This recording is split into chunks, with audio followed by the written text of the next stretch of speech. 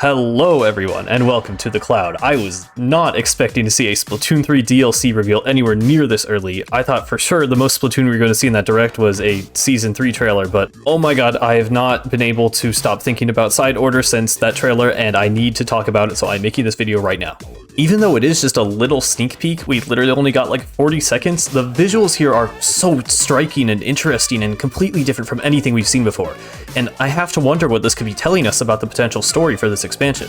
Now, I know I'm one of those people who tend to make Splatoon stories sound a little more dark and intense than it actually is, but in this case, there are some pretty clear implications going on here. Oddly enough, pretty much everything in this scene seems to have some relation to death. First of all, there's all of this bleached coral. Coral bleaching is a phenomenon in real life when the water around the coral gets too warm. All the algae gets expelled from it, which makes it lose its color, and it also gets way more susceptible to disease and makes it harder to reproduce.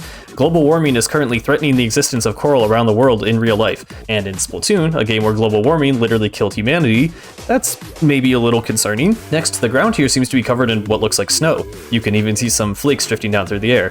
Snow in literature often symbolizes death, but if that wasn't interesting enough, there's also the possibility that this is referencing marine snow, which is literally tiny bits of dead sea creatures drifting down from the higher levels of the ocean down into the deep sea, acting as a food source for some creatures. It might also be worth noting that the only other time we've seen snow in Splatoon is the artificial snow covering the islands in Alterna, which is itself a place strongly associated with death and moving on from the past. Then there's the school of fish that swims by right at the end of the trailer. But if we pause and take a closer look, these don't actually appear to be fish at all, just little reflective strips. They may even be little bits of plastic, and as we all know, plastic in the ocean normally means dead sea creatures. Speaking of creatures, we haven't even talked about this character yet.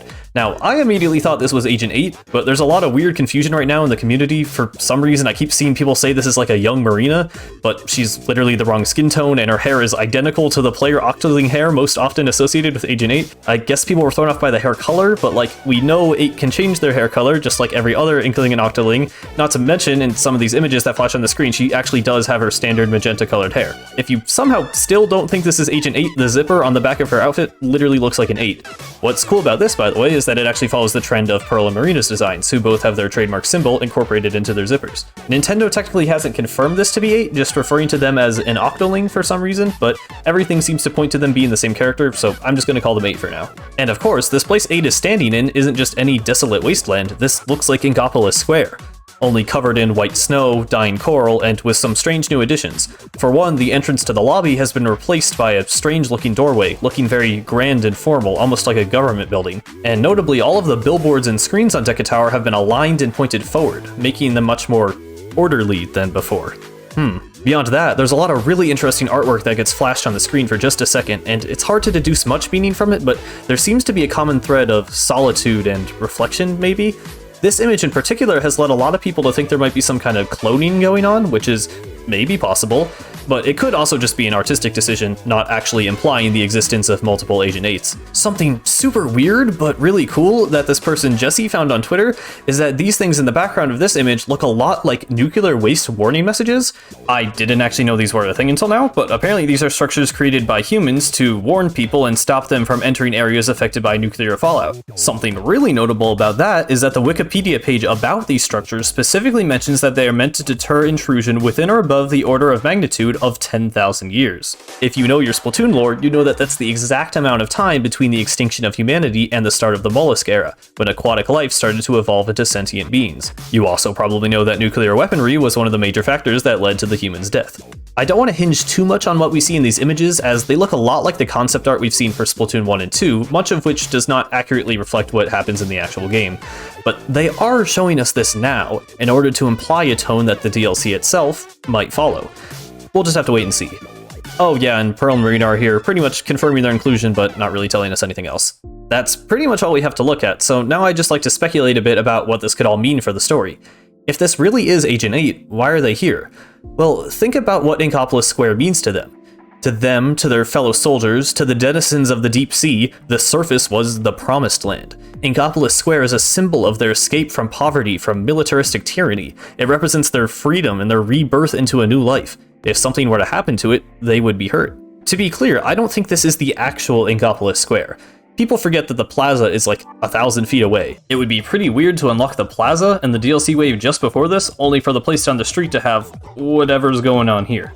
It could be a replica, similar to the 3D printed structures we see in Alterna. The top of Deca Tower actually appears to be unfinished, with just basic supporting beams and scaffolding holding up the billboards. A lot of people have actually been comparing it to the copied city from Nier Automata, which just so happens to be another video game set in the far future on an Earth devoid of human life. But why would this replica be here? Who would even do this? Well, Commander Tardar from Octo Expansion seems to have been able to simulate locations from Inkopolis in some deep-sea metro test chambers. Tardar, being the previous antagonist to 8, Pearl, and Marina, could possibly return.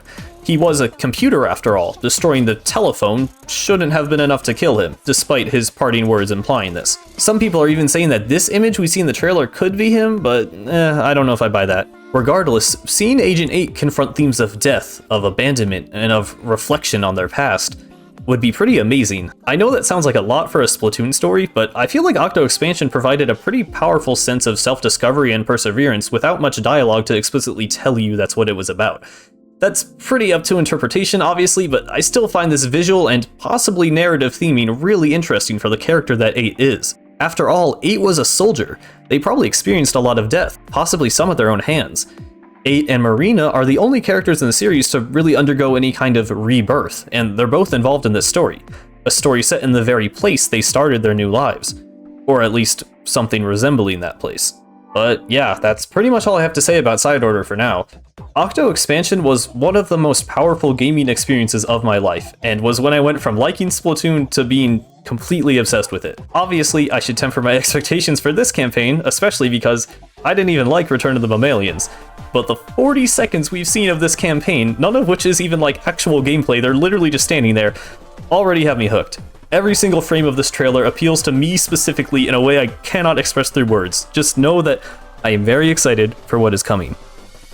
Oh, right, and Inkopolis Wave 1, honestly don't even know what to feel about this. It seems like something more for people who never owned a Wii U than it is for veteran players, and I mean, a lot of the fanbase never owned a Wii U, so fair enough, I guess. But then it also feels like they're pulling the nostalgia card, so I don't know. I think it's a little weird for continuity because the Squid Sisters had like moved on from Inkopolis News to focus on other aspects of their career, but I guess they could just move back into this studio. I'm a fan of the Squid Sisters and I love Splatoon 1, but I don't know, this is just a weird way to do fan service. But yeah, I bought the expansion pass frame 1 when I saw this.